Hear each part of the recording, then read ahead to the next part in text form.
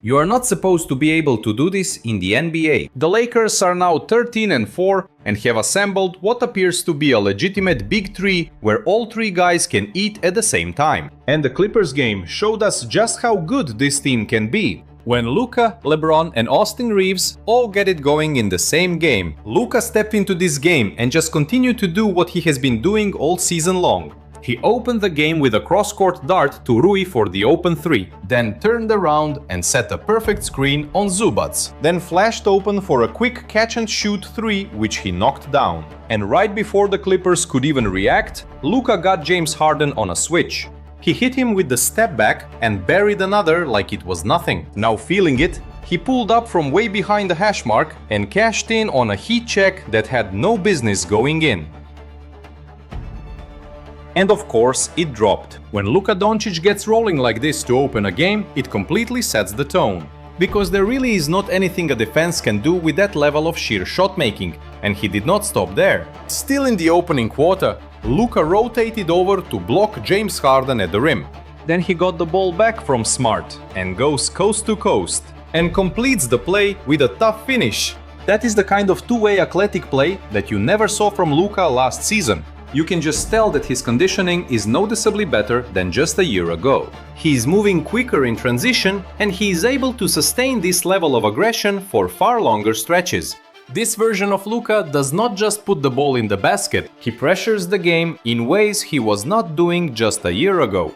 This is where he becomes impossible to defend. Here, snaking his way through the lane, drawing the contact and then finishing over the top of Kawhi. I mean, there is really no answer for that. And then he closes the first half with a classic Luka step-back three, then turns to the Clippers bench and gives them some choice words, letting them know that he is fully in the zone. And when Luka is feeling like this, you are basically just hanging on and hoping that the damage is not too bad. But spoiler alert, it was.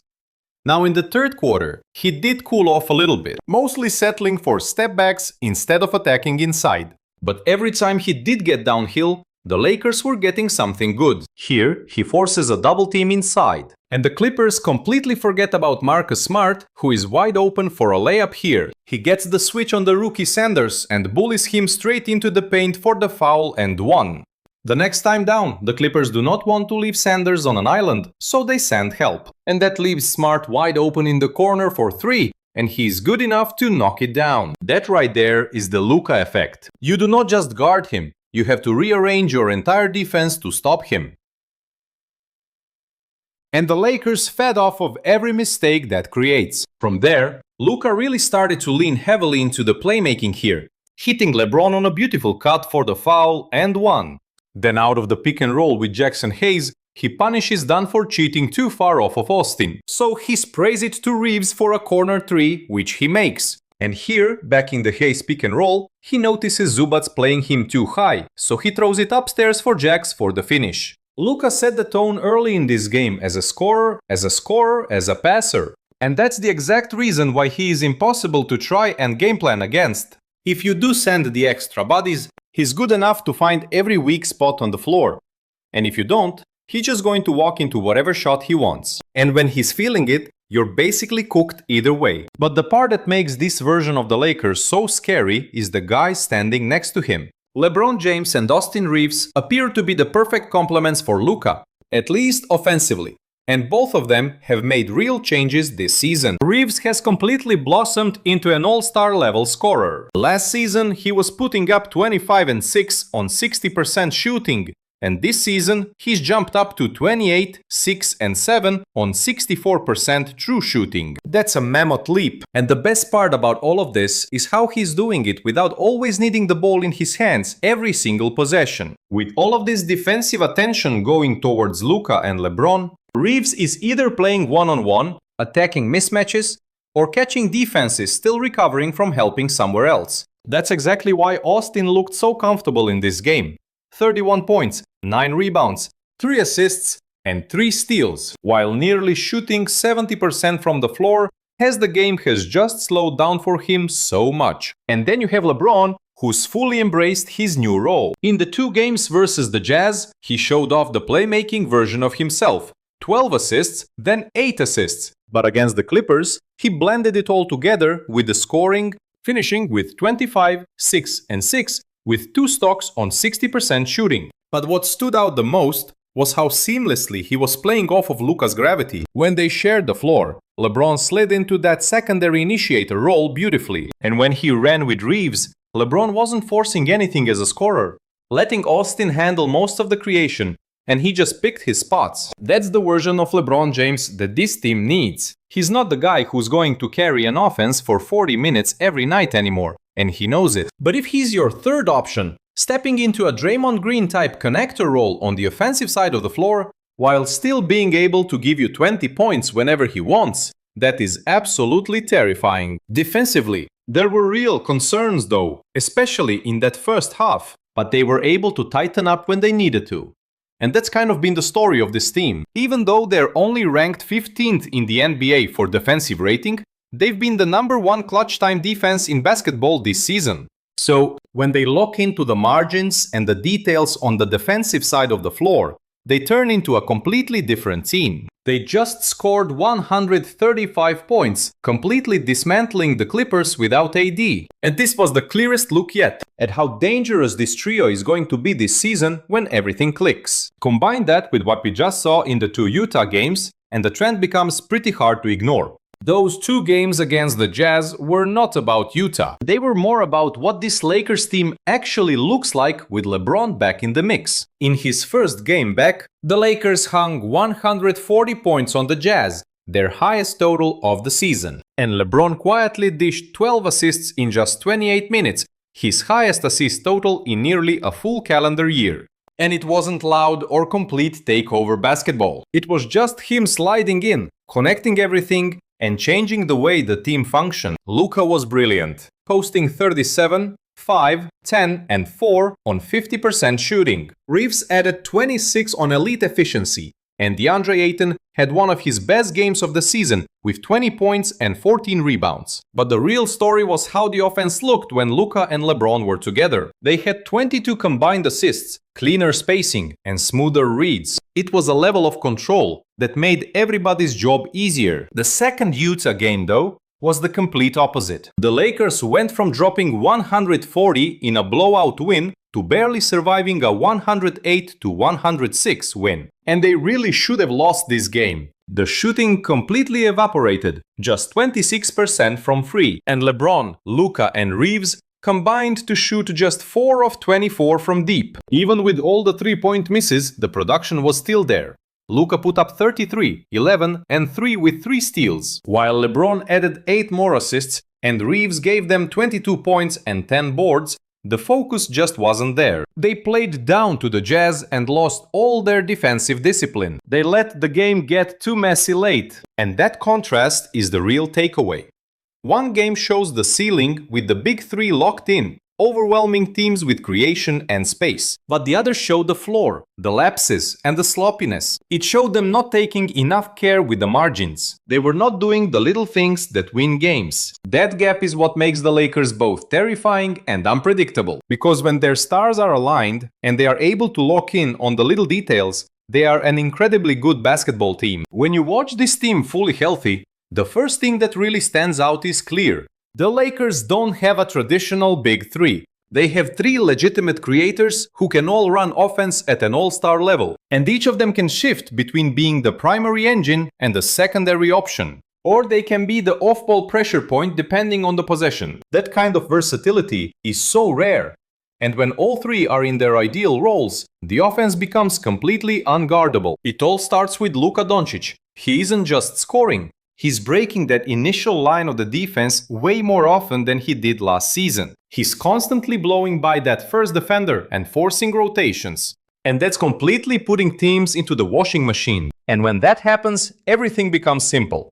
Send an extra to Luka and it's a quick swing 3. Play soft and he gets downhill. Play drop coverage and it's either a pocket pass or a floater. And if you don't send help, he's going to put up 40 on your head.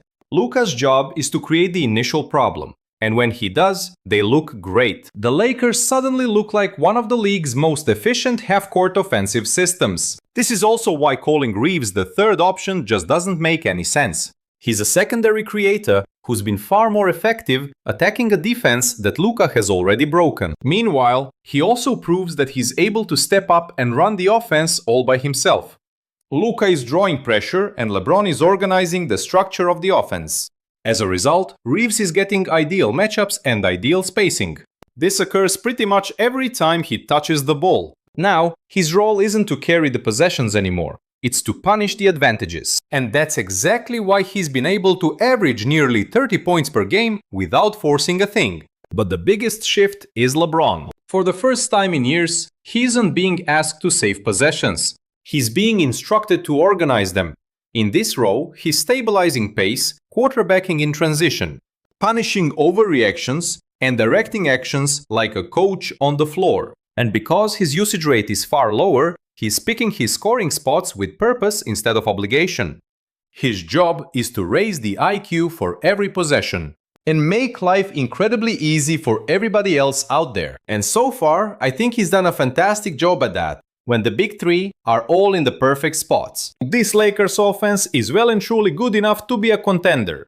But even with the shot making and the synergy on the offensive side of the floor, the cracks were still there to see. The small details separating this Lakers team from a true contender to just a good team. And that's where we have to go next. The crazy thing about this Lakers team is that their ceiling is so obvious. When Luka, Reaves and LeBron are all cooking, the offense becomes unsolvable. We all know that. But if you zoom out, there are three key issues that are holding them back from being a legitimate contender out in the Western Conference. The Lakers gave up 36 points in the first quarter in LeBron's return game against Utah.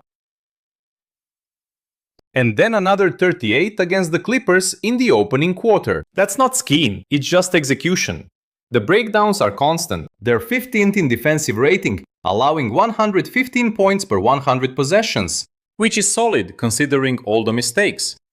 The second problem is the turnovers. They're 26th in turnover rate in the NBA, giving up the ball on 16.3% of their possessions. Basically, a 1 in 6 chance that a play ends going in the other direction. And because the roster isn't built to stop the transition, those plays are often pick sixes, resulting in automatic points for the opposition. The good news is that they only had 11 turnovers against the Clippers, their best mark in quite a while, but they need to continue to trend in that direction.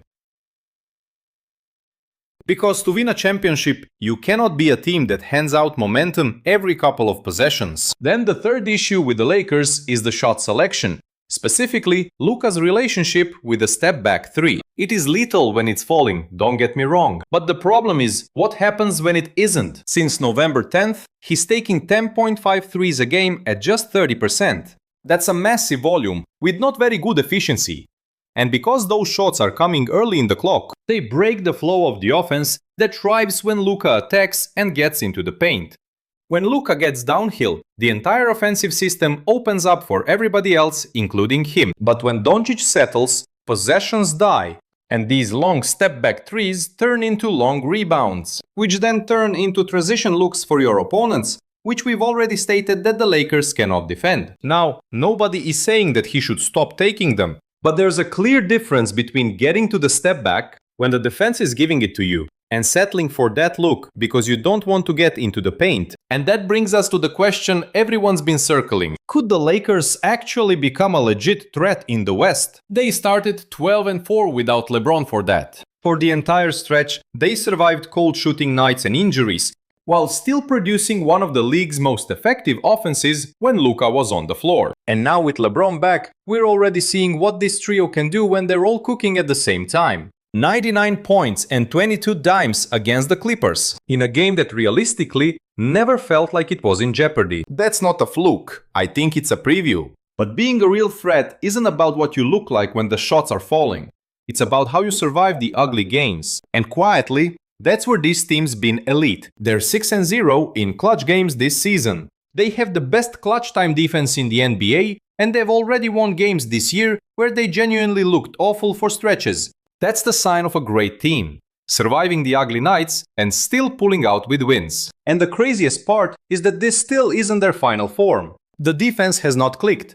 The three-point shooting is way below where it should be. They've dealt with more injuries than anybody in the league. And even with all of that, they have a 13-4 record, good for the 2 seed in the Western Conference.